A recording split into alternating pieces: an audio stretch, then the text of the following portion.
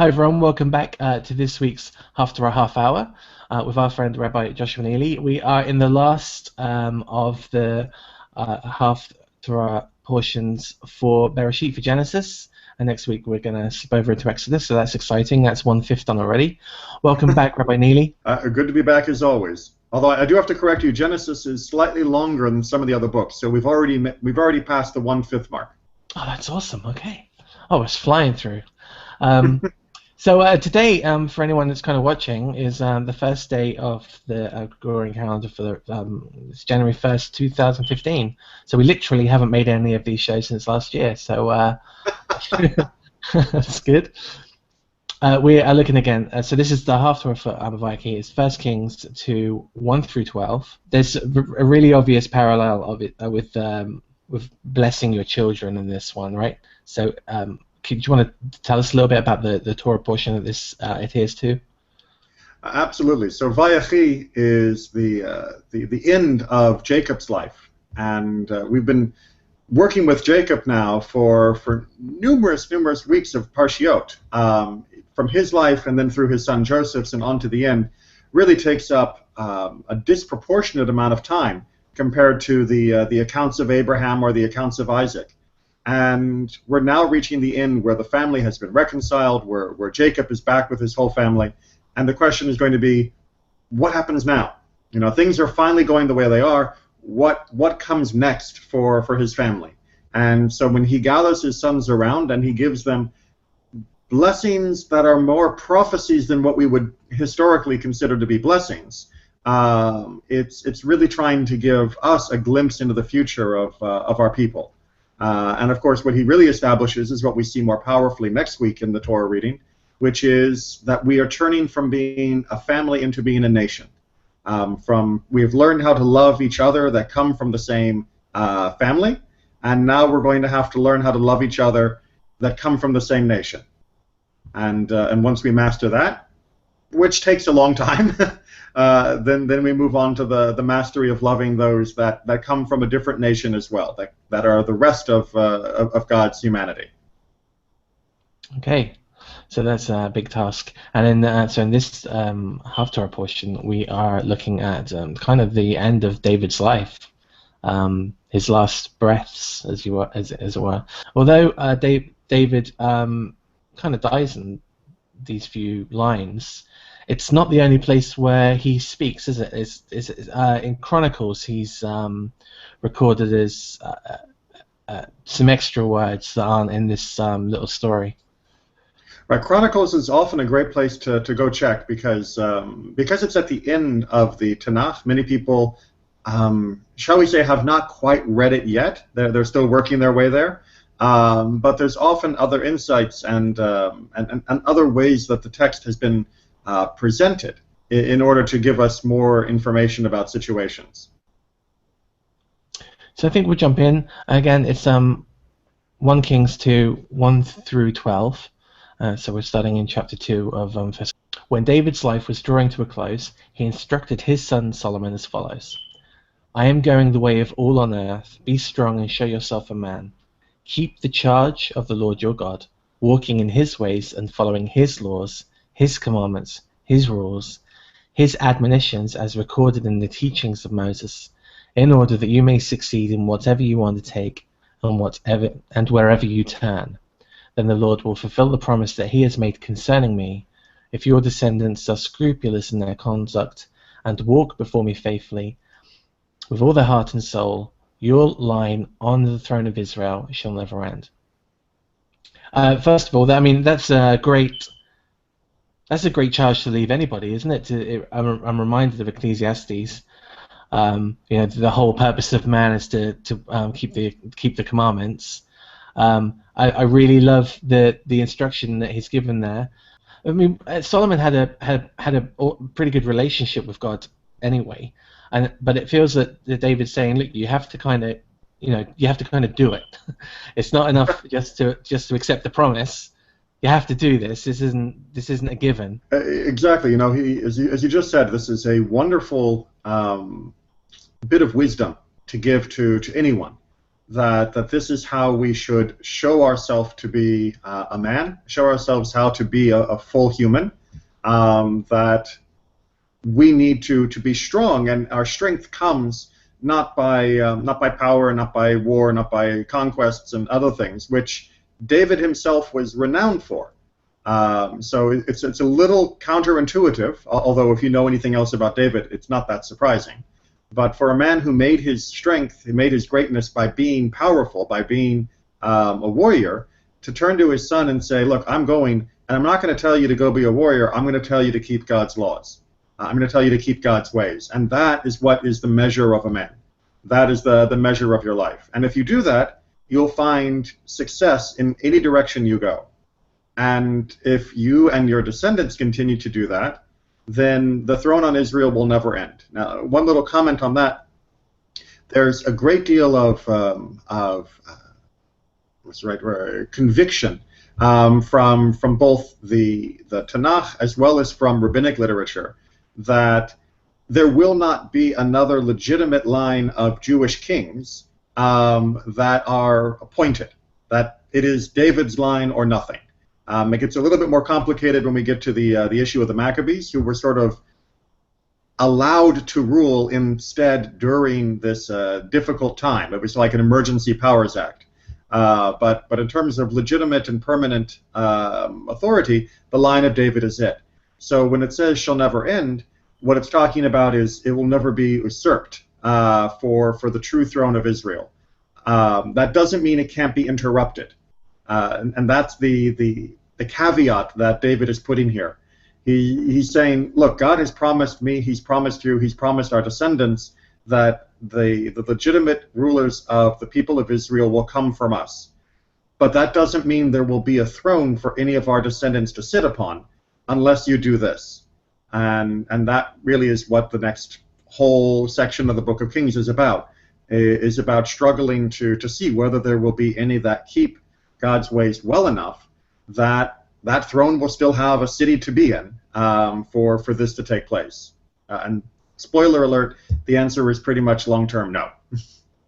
We hear that in Hosea 3:4-5, and God actually says there will be a long period of time when there won't be a priesthood, there won't be an altar, there won't be a king.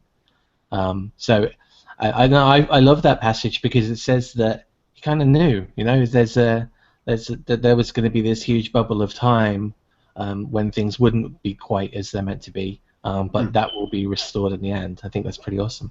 You mentioned there about being a soldier. I'm reminded that Solomon gets to build the temple, but David doesn't, and was it because of David's aggressive nature and Solomon's kind of more non-aggressive nature that allowed that to happen? Well, there's two explanations given in Tanakh. The most famous is the idea that since David was a man of war, that it was less appropriate for him to build the Temple of Peace. Although tradition does ascribe to David of having assembled all of the materials in advance of Solomon's building project. So he got everything ready, he just didn't put it together. But the other explanation, of course, is that God didn't ask for a temple. Where God says, look, I know you're feeling a bit guilty because you've built yourself this palace of cedar, but just because you wanted that doesn't mean I wanted something that was similar for me. I was quite happy with the Mishkan that I instructed you guys to build. Later, as in many other cases, most notably the kingship itself, God seems to relent, and it's almost as though God says, look, I'm not asking for a palace, but if you guys need a temple that is built of stone and adorned with gold and has all of this beautiful, majestic architecture in order to focus your faith, okay, fine, you can build it. It still has to be built along the same template. Obviously, what goes on in it needs to be still governed by everything I said in Torah. But if you need the architecture to be updated for your focus, I can deal with an update of architecture. But just remember, you wanted it, not me.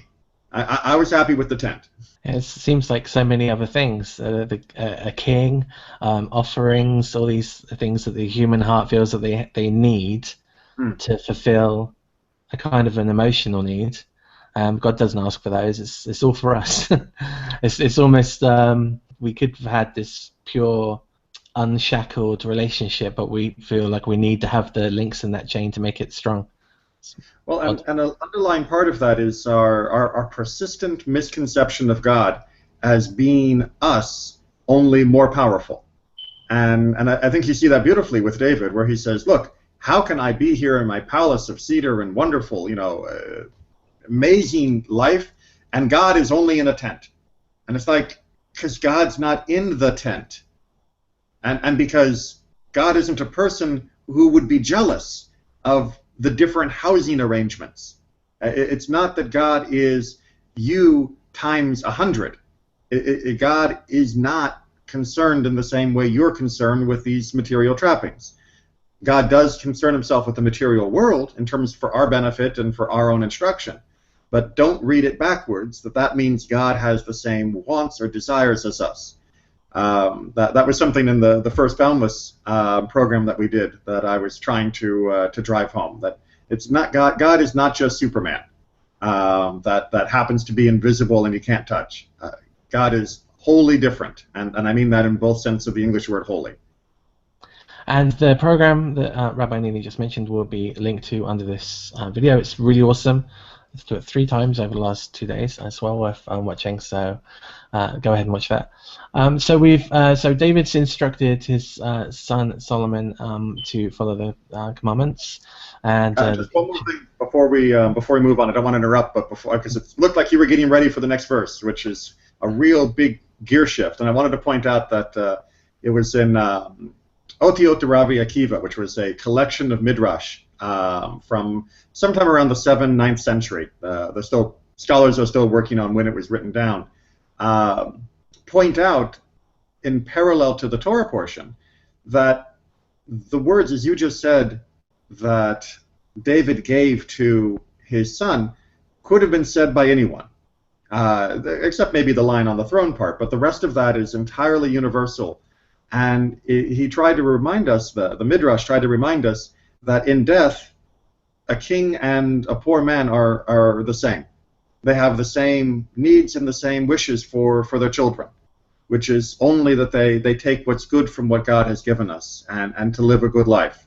And it really shows the universality of death and the universality of perspective that often comes from death. And then we're going to get to some different points of view around death of what seems to be bothering David, and I'm sure that's going to take up a fair degree of time as we work our way through this. Further, you know what Joab, son of Zeruiah, did to me? What he did to the 2 commanders of Israel's forces, Abner, son of Ner, and Amasa, son of Jether. He killed them, shedding blood of war in peacetime, staining the girdle of his loins and the sandals of his feet with the blood of war. So act in accordance with your wisdom, and see that his white hair does not go down to Sheol in peace. Oh, that's a great line, isn't it? Do what you think is right, but make sure. I mean, what kind of advice is that? It's like, you can eat what you want, but you really do have to have these sandwiches. Yeah, so, it's, first of all, we have to figure out what is it that David is being bothered by here. Is it one thing or is it 2 things? And Ralbag, one of the great commentators on Tanakh, says that we're really looking at 2 different crimes that's being mentioned here. One of them, he says explicitly, which is the killing of Abner and Amasa, and that was something that was really a violation of a truce and should not have taken place.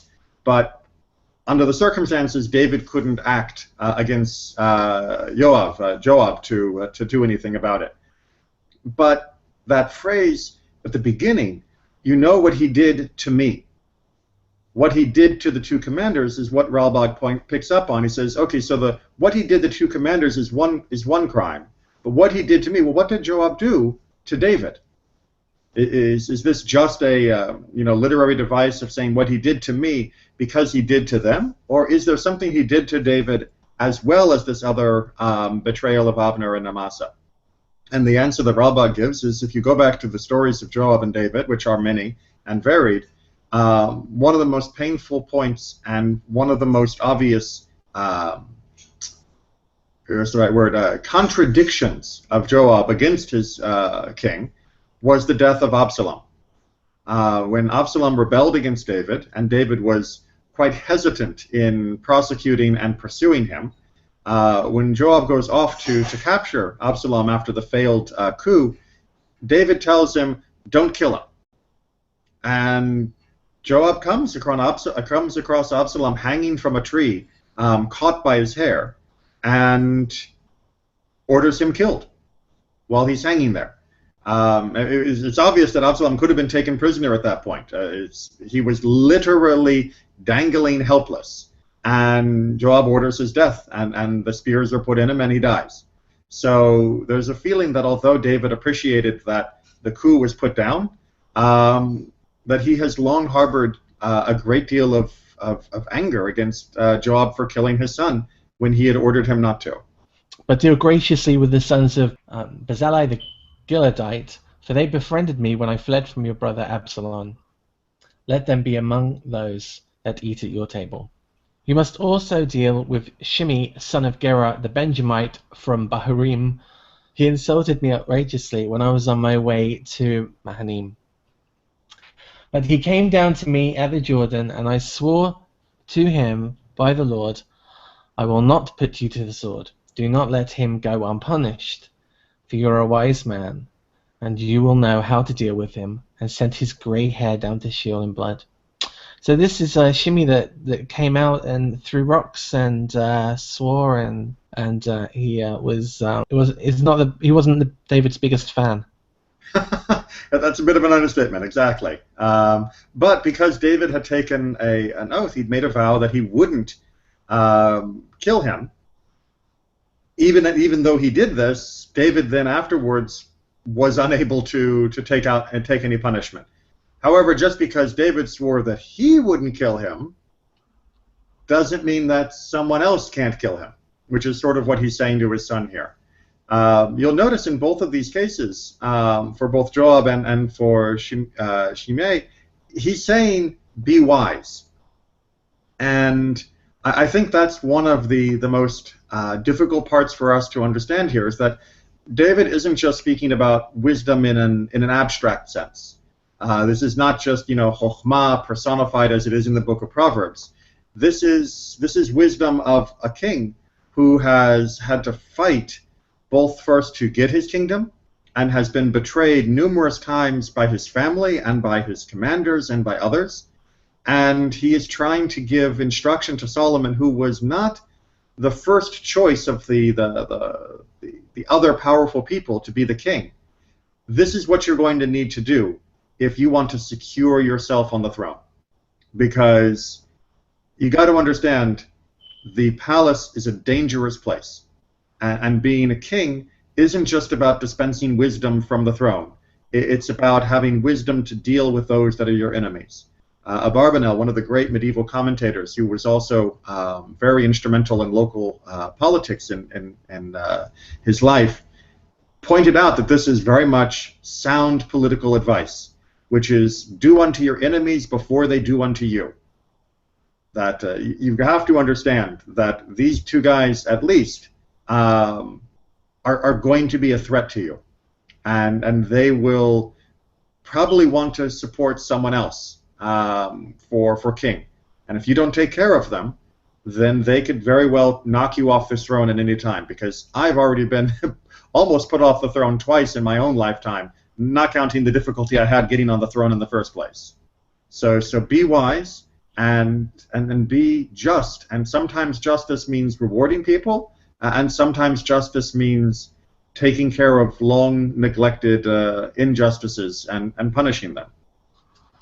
So is the injustice of it the thing that marries these two portions? Because when I read through 1 through 4 and then 5 through 9, and then I'm reminded that the Torah tells us not to hold a grudge, but these feel like they are grudges, and if they are grudges, then it doesn't marry up on the one hand to say keep the laws and commandments, and on the other hand say, but these people I have a problem with.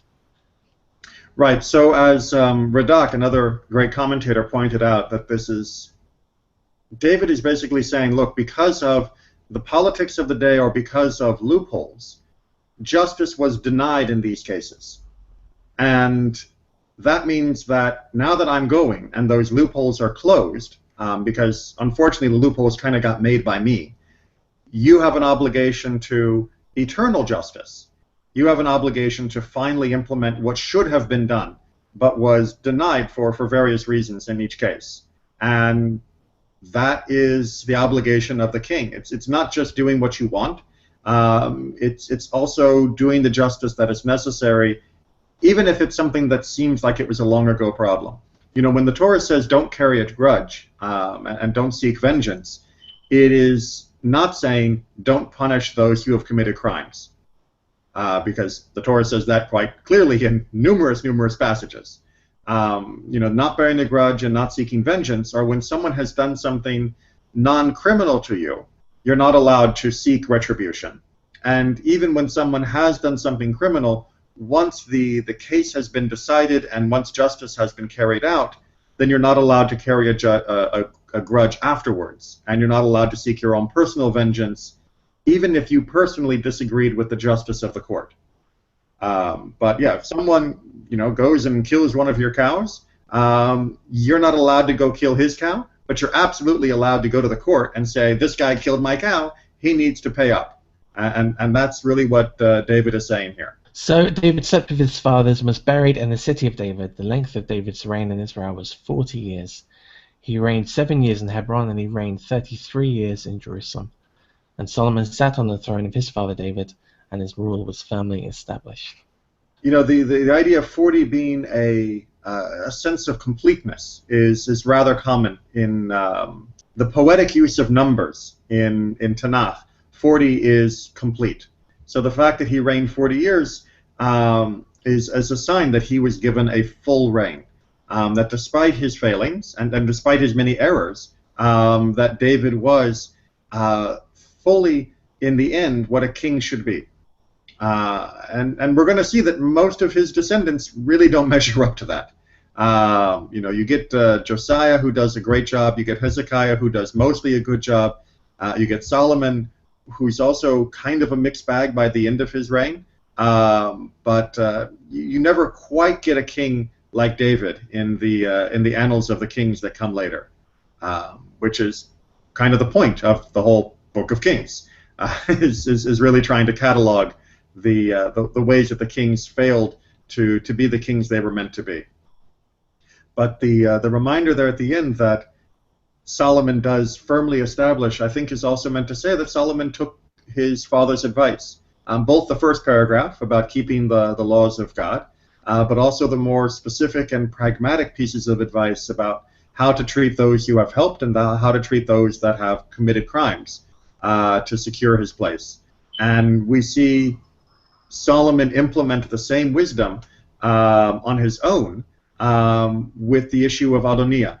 We had the pleasure of studying together the story of Adoniah, who tried to take over the throne before David had died, really right before this passage is coming. And during that time, David was with Abishag, the Shunammite woman who was there to keep him warm. And Adoniah asks Bathsheba, Solomon's mother, if now that Solomon is king and Abishag is no longer needed as the royal bedwarmer, then could Adoniah marry Abishag?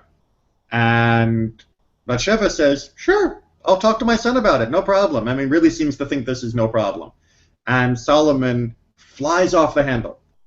Just erupts and says, why not just hand him the kingdom? And for those of us who live in the modern world, that may seem like, whoa, Solomon, hey, patience. He just wants to get married. But really, taking the king's concubines was a very politically charged act. And Adoniah knew he couldn't take one of the real concubines, one of the real wives that David had been with, but this was kind of the next best thing. And it was a stake of legitimacy. He was trying to claw his way back up to be a rival to Solomon, and Solomon saw right through it. and really had taken to heart what his father had told him, which is, be careful. There are people after your throne, and innocent things or things that may not seem wrong to the common person are major issues. And that story is the end of Adoniah. He asks a little bit too much, and Solomon deals with him accordingly. So it does seem that Solomon got the fullness of the message that David was trying to convey in this passage. And that is the end of Bereshit. How cool is that? So next week, everybody, we will be in Shemot, in the first book of Exodus, and in Shemot. So stick around to the end of the video. You will find the verses for that. Thank you very much, Rabbi Neely, for joining us again this week. Always my pleasure. And we'll see you all again very soon. Bye-bye.